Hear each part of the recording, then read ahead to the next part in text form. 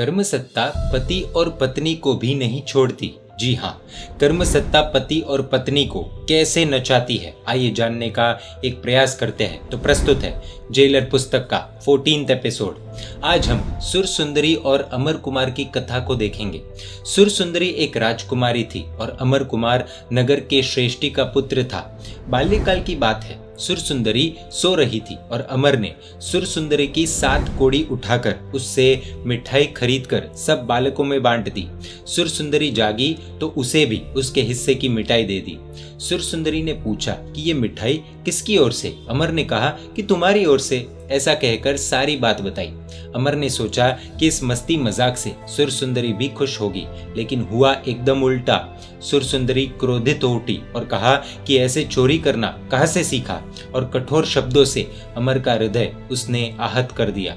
अमर ने कहा कि मजाक में किए गए काम को इतना गंभीर स्वरूप मत दे, लेकिन राजकुमारी सुर सुंदरी ने तो गंभीर कटाक्ष करते हुए कहा कि 7 कौड़ी को तू छोटी बात मानता है? 7 कौड़ी से तो मैं राज्य प्राप्त कर सकती हूँ। दोनों के बीच इस तरह से बहस हुई, लेकिन कुछ देर के बाद राजकुमारी को स्वयं ही अपनी भूल समझ में आई।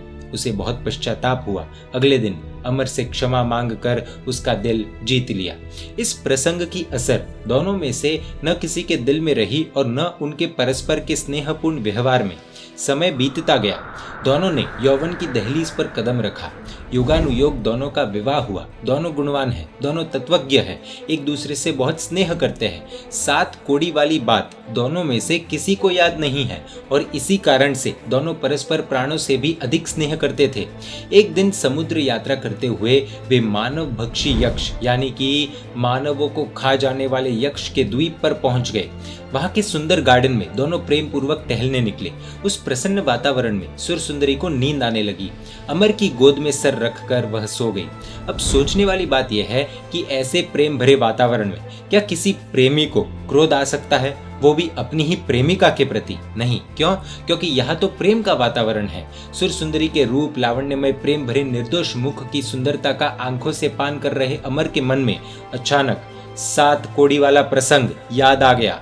उसे अपना अपमान याद आ गया। सुर सुंदरी का अभिमान और क्रोध, इन सब की यादों से अमर के मन में कटुता व्याप्त हो गई। क्षण दो क्षण में मन ऐसा कठोर हो गया कि सुर सुंदरी की साड़ी के छोर में 7 कौड़ियां बांध दी। राज्य प्राप्त करके बताने का सूचन लिखा। यानी बचपन में उसने कहा था कि 7 कौड़ी से तो राज्य प्राप्त कर सकती हूँ, तो वही संदेश कटाक्ष के साथ लिखा और उसे निराधार छोड़कर वह समुद्र के किनारे की ओर भागा। मानव भक्षी यक्ष आया, सुर सुंदरी को पकड़ लिया और मैं तो मुश्किल से अपने आप को बचाकर भाग आया हूँ। हमें तुरंत भागना चाहिए। अमर के ऐसे शब्द सुनकर सब फटाफट जहाज में बैठ गए। लंगर उठा लिए गए और जहाज छूट गए। एक तूफान की तरह ये पूरी घटना घट गई। लेकिन इसका परिणाम क्या हुआ? सुर सुंदरी बार बार ऐसी भयंकर कठिनाइयों में फंसती गई जिसे जानने पर किसी भी व्यक्ति के आंखें नम हुए बिना न रहे। अमर ने भी भले ही पत्नी का त्याग किया, लेकिन तुरंत ही वह बहुत पछताने लगा। ये घटना के बाद वह हर दिन रोया है। सुर सुंदरी के प्रति उसका प्रेम पहले की तरह अक्षुण्ण नहीं है और इसी कारण से गमगीनी ने, उदासीनता ने उसे घेर लिया। यह सुर सुंदरी ने अपनी शील की रक्षा प्राणों से भी अधिक की और इसी के प्रभाव से ही वह इतनी बड़ी मुसीबतों में भी बच गई। वह तत्व को समझती है। कर्मवाद का ज्ञान होना मात्र काफी नहीं है, कर्मवाद को जीवन में अप्लाई करना वो जरूरी है। कर्म विज्ञान का उपयोग करके प्रत्येक आपत्ति में खुद के कर्मों का दोष ही उसने सोचा। यही कारण है कि अमर के प्रति उसके मन में न कोई रोष है, न कोई दुर्भाव।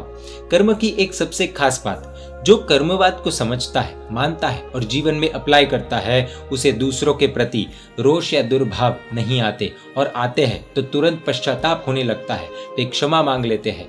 इतना होने के बाद भी उसके मन में अमर के लिए अटूट अपार स्नेह ही है। 12 वर्षों के दीर्घ अंतराल के बाद दोनों का मिलन हुआ, परंतु अमर के द्वारा किए गए त्याग के कारण सुर सुंदरी को तो बार बार कष्ट सहने पड़े हैं। अब ये सब देखने के बाद ये तो स्पष्ट है कि उत्पीड़क जीव यानी पीड़ा देने वाले जीव पीड़ित जीव के शत्रु नहीं है। वैर भाव के कारण यह सब हुआ है ऐसा नहीं है। केवल उस क्षण इच्छा हुई और ऐसी प्रवृत्ति कर डाली, परंतु उस प्रवृत्ति के फलस्वरूप पीड़ित की पीड़ा की तो कोई सीमा ही न रही। अतः मानना चाहिए कि पीड़ित जीव को उस प्रकार की सजा करने के हेतु से ही कर्मसत्ता किसी के मन में पीड़ित जीव को पीड़ा देने की बहुत ही कम समय के लिए इच्छा जगाती है, उसी प्रकार अन्य पीड़ित जीव को उस प्रकार की सजा करने के हेतु से ही कर्मसत्ता ने उत्पीड़क जीव के मन में, यानी पीड़ा देने वाले जीव के मन में ऐसी इच्छा जगाई थी। और जिस प्रकार कर्मसत्ता किसी के मन में पीड़ित जीव को पीड़ा देने की अल्पकालीन यानी कम समय के लिए इच्छा जगाती है, उसी प्रकार अन्य पीड़ित जीव के संबंध में उत्पीड़क जीव के मन में उसे दीर्घ काल तक यानी लंबे समय तक पीड़ा देने की इच्छा भी जगा सकती है, जिससे वह दीर्घ काल तक पीड़ित को कष्ट देता रहे। किसी कैदी को 10 वर्ष की कारावास की सजा हो तो उसे 10 वर्ष तक कठिन परिश्रम करवाने की जेलर की इच्छा हमें देखने को मिलती ही है, परंतु ऐसी इच्छा इतने लंबे समय तक बनी रहे, उसके पीछे परिबल तो न्यायाधीश का आदेश ही होता है ना। अर्थात कर्मसत्ता की प्रेरणा से या आदेश के कारण ही कोई भी जीव स्वेच्छा पूर्वक या अनिच्छा से कर्मसत्ता द्वारा दी गई सजा का अमल करता है, ऐसा अवश्य निश्चित होता है।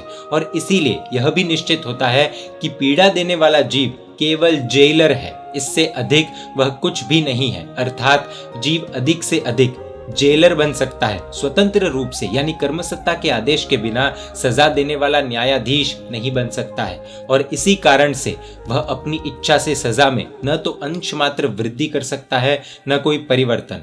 पूज्य श्री की इन बातों को सुनकर एकदम से स्वीकार कर लेना हम सभी के लिए बहुत मुश्किल है। बात सब सही है, लेकिन सहन करने की भी कोई सीमा होनी चाहिए, राइट? दुख की अवधि बढ़ती ही चली जाए, उसका अंत दिखाई ही न देता हो, तो सहन शक्ति का भी अंत हो जाएगा ना। तो फिर क्या करना चाहिए? इस गंभीर प्रश्न पर पूज्य श्री क्या उत्तर देते हैं वो हम देखेंगे जेलर पुस्तक के अगले भाग में, यानी कि एपिसोड 15 में। Jailer book is now available in 6 languages: English, Hindi, Kannada, Tamil, Marathi, Gujarati.